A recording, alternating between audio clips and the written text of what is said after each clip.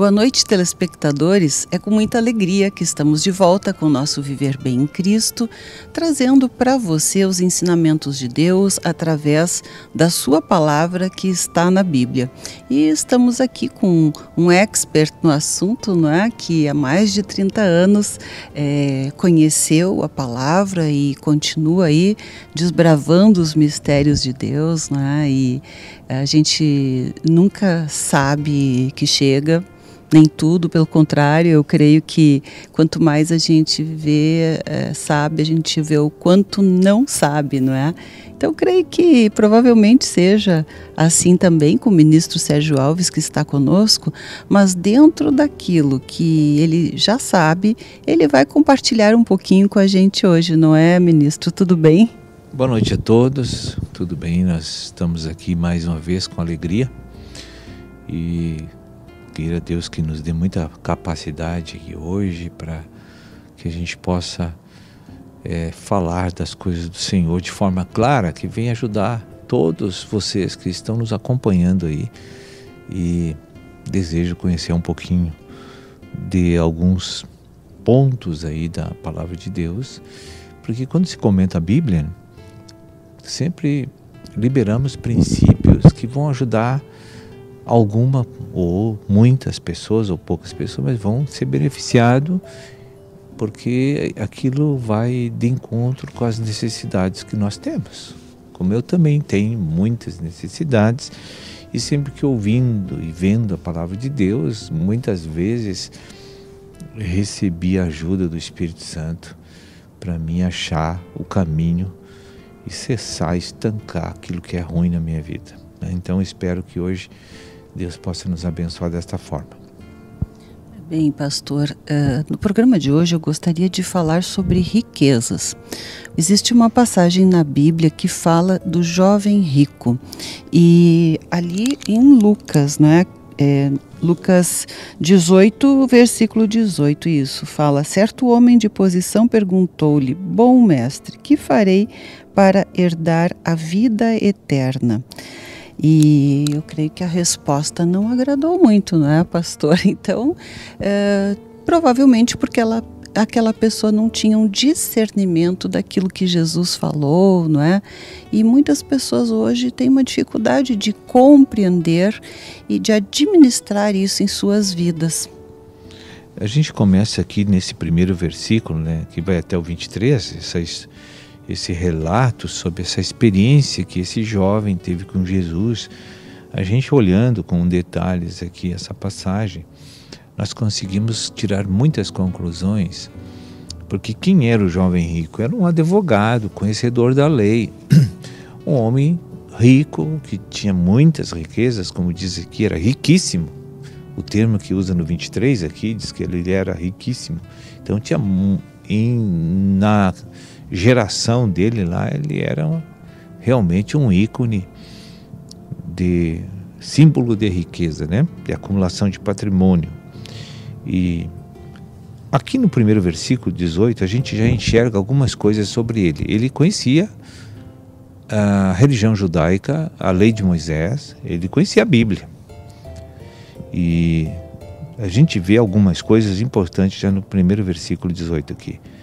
Primeiro, ele chamou de bom mestre. Esse termo que ele usou, ele usou bom e mestre. Em nenhum momento ele citou Filho de Deus, Salvador, Cristo Jesus. Ele citou bom mestre. Então, mestre é professor, é ensinador da Bíblia, ensinador secular, bom. E então Jesus replicou, né? E diz: por que me chamas bom? Ninguém é bom, senão um, que é Deus. Então, em João 15,5, Jesus disse: sem mim, nada podeis fazer, nem as coisas que eu sei. E se eu estou fazendo as coisas que eu sei, Deus está me abençoando. Eu tenho prova real disso, que é verdade. Deus me tratou no passado, que eu sabia fazer muito bem uma atividade natural, e Deus me colocou numa situação de desvantagem, e quando eu fui recuperar as coisas, eu não consegui. E eu sabia fazer, e tudo antes eu fazia e dava certo. Anos a fio. Mas quando fui repetir, com mais experiência ainda, uns tempos depois, não consegui. E aí Deus falou comigo, viu como tu não consegue? Que tudo depende de mim para as portas se abrir e abençoar. Então hoje tu fica sabendo disso.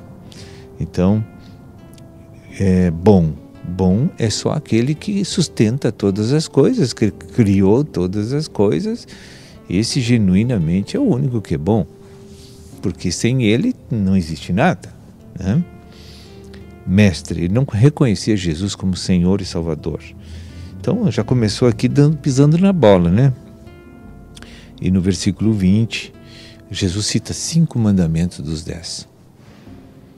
Ele de pronto já salta, desde a infância, obedece todos eles, né? Se vangloriando. O jovem rico. O jovem rico. Digo, muito bem.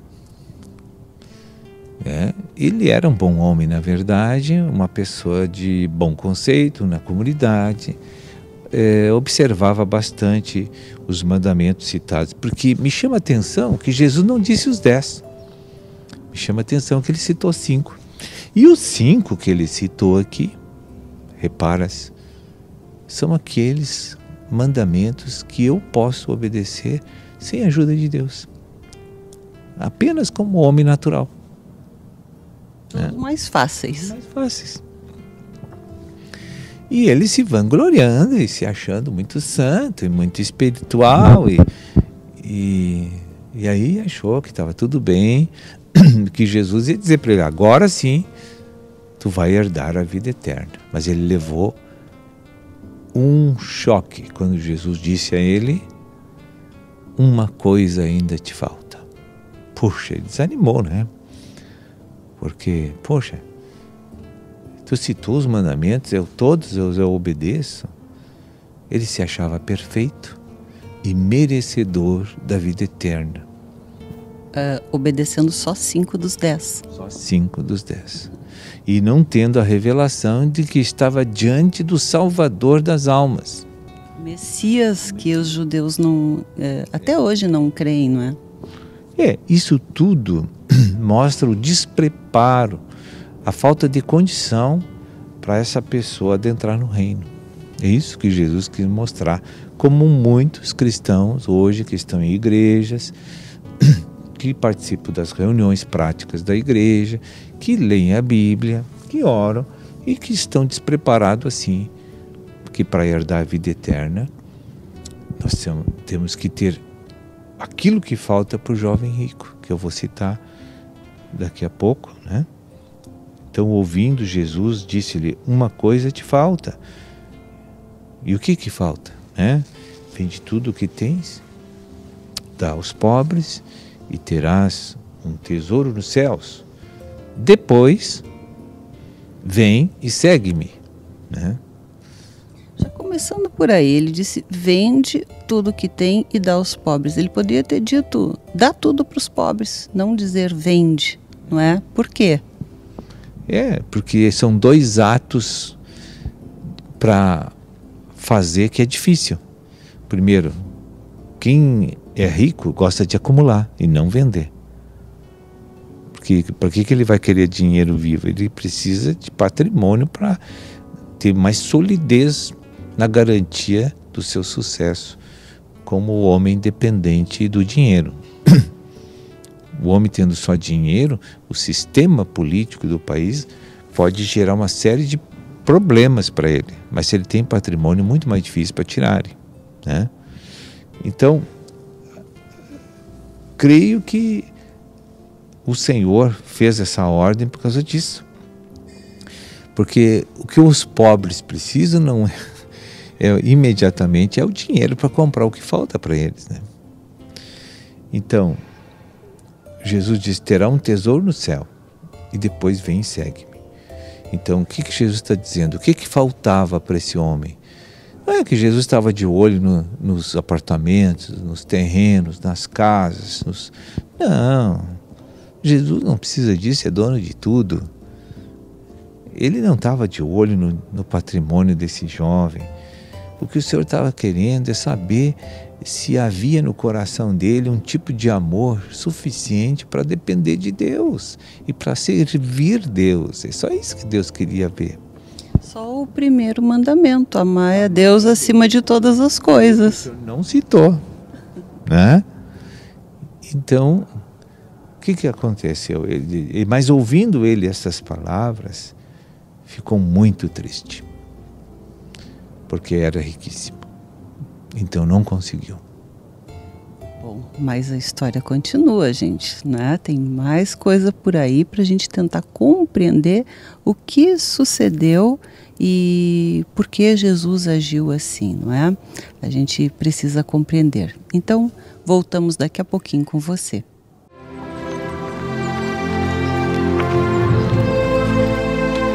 Bom, mestre, que bem farei para conseguir a vida eterna?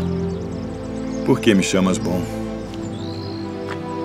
Não há bom senão um só, que é Deus. Se queres, porém, entrar na vida, guarda os mandamentos.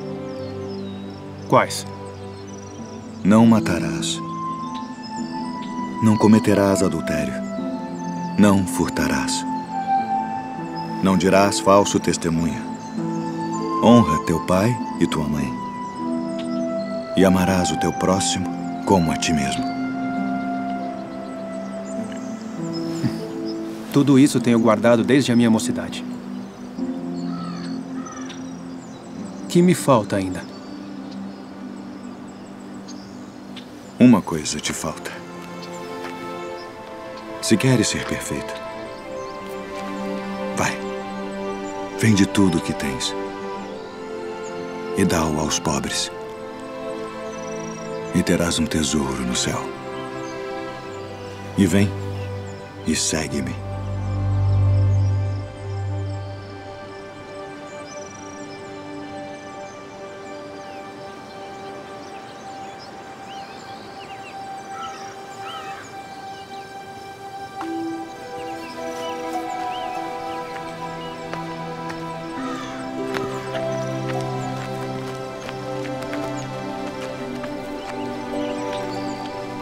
Em verdade vos digo que é mais fácil passar um camelo pelo fundo de uma agulha do que entrar um rico no reino de Deus. Quem poderá, pois, salvar-se? Aos homens é isso impossível. Mas a Deus tudo é possível.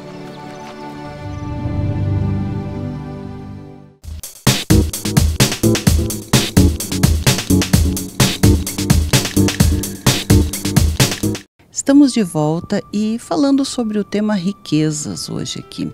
E na passagem de Lucas 18, do versículo 18 ao 23, fala sobre uma passagem do jovem rico, onde ele estava perguntando a Jesus, né, o que fazer para estar no reino dos céus, enfim, não é? Para ter a salvação, em outras palavras.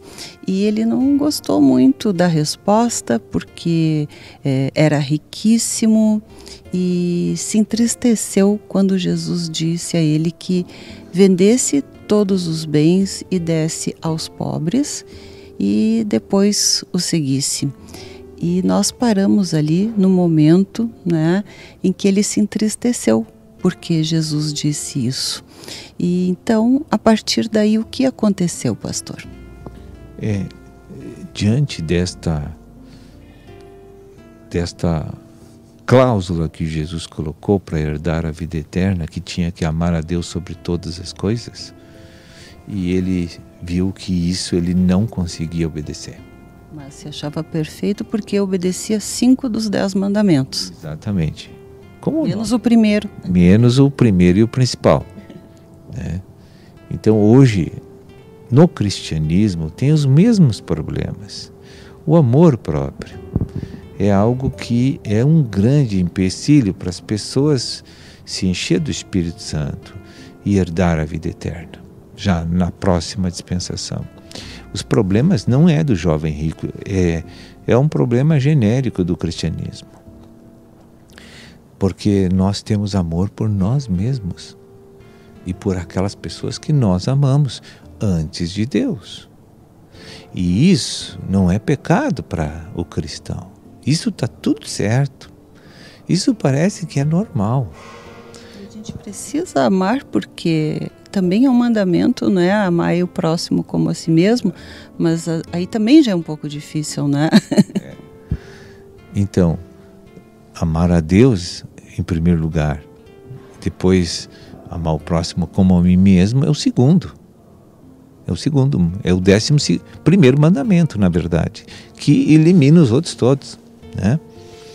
Então, ele viu que estava impotente, incapacitado e não havia possibilidade de lhe obedecer. Por isso que bateu aquela tristeza por ouvir essa condição que derrotou, que acabou com ele. Porque ele tinha no seu coração uma falsa convicção de que estava pronto. Porque todas as pessoas que hoje estão no reino de Deus têm essa falsa convicção de que eles estão prontos aguardando Jesus vir buscá-los, né? Só que nós ainda estamos escravos de um sentimento, de um afeto que só sabemos dirigir para nós mesmos e para aqueles que amamos. Porque como é que eu, amando a mim, eu vou servir o Senhor? Alguém pode me explicar isso de uma forma que eu possa aceitar? E que eu possa ficar convicto? Eu nunca vejo essa possibilidade de uma pessoa servir Deus, porque aqui ele diz assim, ó, vem e segue-me. Porque se tu cuidar de tudo que tu tem, tu não vai me seguir nunca. Mas tu quer dar a vida eterna. Agora, será que ele não poderia ficar com tudo, sem vender e seguir o Senhor? Poderia. Porque a questão não era a venda e dar aos pobres, a questão era o coração dele, dirigir o afeto para quem é devido. Foi uma maneira de Jesus mostrar o que estava dentro dele, não é? O apego dele às coisas materiais acima do próprio Deus. Sim, mas o apego às coisas materiais, observa bem, por que a pessoa ama a riqueza material? Não é por causa da riqueza material. Ninguém ama uma casa, ninguém ama um carro, ninguém ama dinheiro no banco. O poder? Aquilo gera uma posição social que me coloca com facilidade de acessar aquilo que me dá prazer, aquilo que me dá gosto, aquilo que me dá elevação pessoal própria. Porque quando eu me amo, eu quero sempre eu levantar, eu crescer, eu levantar. E se eu tenho dinheiro e tenho patrimônio e sou rico, aí é muito mais fácil. Né? Mas também, por outro lado, pastor, teve, eu não lembro o nome, o senhor vai saber certamente, de um publicano, cobrador de impostos, não é? Que deixou tudo e foi seguir Jesus, não é? Porque sentiu que era o que ele queria, ele não estava feliz com a vida que ele tinha, ele era um homem muito rico também e não era feliz, era muito infeliz. Este conseguiu largar tudo. Esse é o autor do Evangelho de Mateus, Levi, né? Esse homem, quando sentiu que Cristo estava diante dele e testificou no seu coração, ele pensou, de que importa as coisas que eu tenho?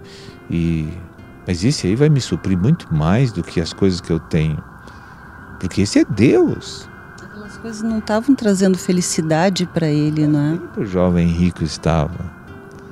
Só que ele não conseguia entender o Evangelho como é necessário. Quando eu não consigo praticar um mandamento que Deus ordenou, isso não tem problema. Isso não é problema para o cristão. Porque quando eu não consigo, eu tenho que dobrar o meu joelho e dizer, Senhor, isso eu não consigo. eu preciso da tua ajuda. E eu quero ficar adequado, mas eu não estou conseguindo. Então aí tu mostra a tua dependência do Senhor e não a independência, né? Porque o que irrita o Espírito Santo, e é um pecado geral da igreja, é a independência de Deus. De sempre a pessoa agir conforme os seus pensamentos e não na orientação interna da palavra do Espírito Santo. Bem, pastor, tem tantas coisas que vão surgindo assim, né, a nossa mente. Eu sei que as pessoas devem estar pensando que tem uma palavra que diz, né, que Deus quer nos dar o melhor da terra, né, desfrutar de todas as riquezas que Ele fez para nosso desfrute, alegria, bem-estar, né? E por outro lado, a gente fica também se questionando. Algumas pessoas têm um conflito, mas será que eu sou rica, eu tenho tudo? Será que por isso, não é? É porque lá na Bíblia diz que é mais fácil o camelo passar pelo buraco da agulha do que um rico entrar no reino de Deus, que agora a gente mais ou menos já está vendo. Mas por outro lado, tem pessoas, isso foi um caso real, de uma pessoa que me procurou porque a irmã, né, leu isso e estava vendendo tudo que tinha dentro de casa, né? Então, então isso que as pessoas pensam, sabe? Muitas vezes, mas então, para agradar a Deus eu vou fazer isso, eu quero cumprir a palavra, eu vou vender tudo que eu tenho, né? E até o que é dos outros aqui eu já estou vendendo, né? Não é por aí também, não é? Não, isso é desequilíbrio, isso aí é... Não é o que Deus quis dizer com isso, não é? É que ele tinha um orgulho, um amor próprio, e Deus, já vendo isso de antemão, queria nos ensinar que sem depender de Deus, tu nunca vai obedecer as coisas todas. E que para herdar o reino tem que se humilhar para Deus. É só isso que ele queria. Ter um coração humilde, como o senhor disse, né? Deus não precisa desse dinheiro, desses valores, porque tudo é dele. Tudo é dele. Então, Deus queria só que ele assimilasse o princípio. Que ele não estava preparado, mas podia alcançar o reino. Vendendo, não vendendo, ou dando para os pobres, ele poderia alcançar. Desde que ele se humilhasse para Cristo, reconhecesse que ele é o Salvador, e que ele é o cabeça dele, e que depende dele para tudo. Que as riquezas foram obtidas pela graça de Deus, que o capacitou. Deus que abençoou ele para ter tudo aquilo. Então Deus não quer que ele bote tudo fora, mas que o seu coração fique corrigido com a escala de valores que estava em desordem no coração dele, né? Era só isso que Deus queria. As pessoas podem então ter riquezas, mas o seu coração não deve estar nelas, não é? A riqueza é nosso servo e não senhor da nossa vida. Verdade. E ainda assim, um último comentário rapidinho, né? Quando Cristo falou, vende tudo que tem, né? Eu fiquei pensando também, não é? Porque quando a gente vai vender as coisas que a gente dá tanto valor, se realmente quiser vender, a gente vai ver que elas não valem tanto assim como nós achamos que ela vale, acaba tendo que vender por menos, não é? E a gente vê que aquilo não tem o valor que na nossa mente ou no nosso coração enganoso teria, não é? Que a questão de quando vende não satisfaz também, porque as nossas necessidades não são materiais, elas são espirituais, entende? Não fosse assim, não teria tantas pessoas realmente numa condição social, assim, até de miséria, e que conseguem sorrir, que conseguem ser felizes. Eu tenho muitos exemplos disso, né? De quando trabalhei na saúde pública, pessoas muito felizes e sorridentes numa condição social péssima. Então isso realmente não está ligado às riquezas materiais. Bem, eu creio que podemos dar o recado hoje aí, né? Esperamos que, né, as pessoas tenham tirado algumas dúvidas da sua mente e pedimos que o senhor deixe aí então o último recado, né, para quem nos assiste. Nós sempre temos que pensar de que o amor a Deus tem que ser em primeiro lugar na nossa vida. Para tudo, gente, para tudo. Se a gente trocar e de endereçar o nosso afeto a outro ser que não é o Deus vivo, meu Criador, o meu Senhor, meu Salvador, vai dar problema para a nossa vida. Mais cedo ou mais tarde. De um jeito ou de outro, né? Mas então, muito obrigada mais uma vez e a gente, né, vai voltar com você aqui amanhã, novamente no nosso Viver Bem. Até lá. Viver Bem.